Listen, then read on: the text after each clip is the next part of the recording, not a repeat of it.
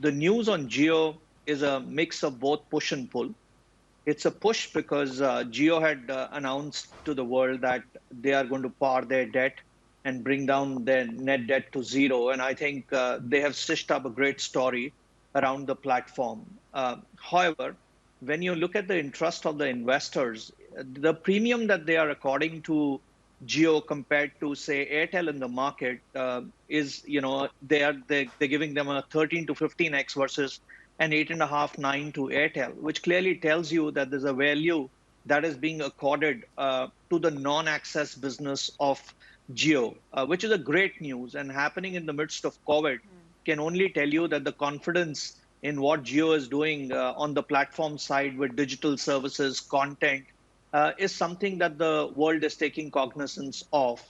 However, while I say that, it's also good news for rest of the sector because the way Airtel has rallied over the past couple of weeks is unprecedented. I mean, they've grown much faster than the market, and they've done well as well.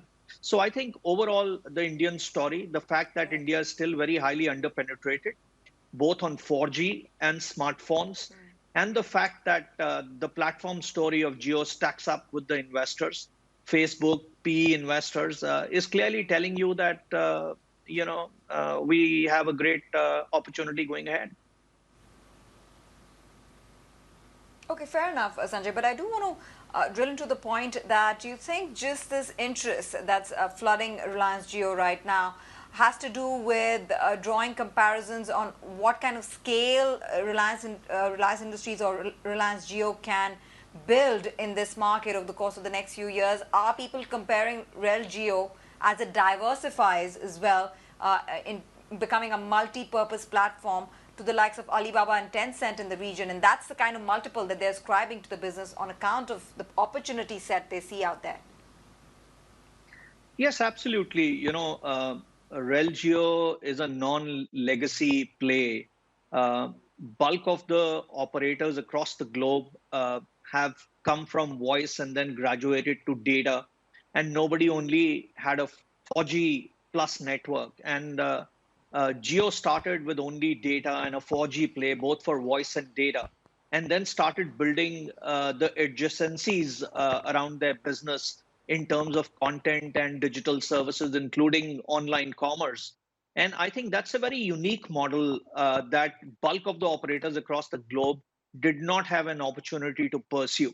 Now, when you see newer players like Rakuten and all coming in Japan, they will probably have similar stories going forward. So I think it's a unique story. Nobody has seen it played out. It's a 360-degree play on data and digital services. And probably there's a belief to say, this can happen. This can really be rolled out. And I think Rel Jio has started well. I think for a newcomer to come into the market and take away such a large piece of the pie is unprecedented. But to make money other than access from digital services, from content, and make it sustainable is something for which the jury is still out. We have to see how they monetize it. And if they can monetize it, it could be probably one of the biggest stories in telecom in the making in future.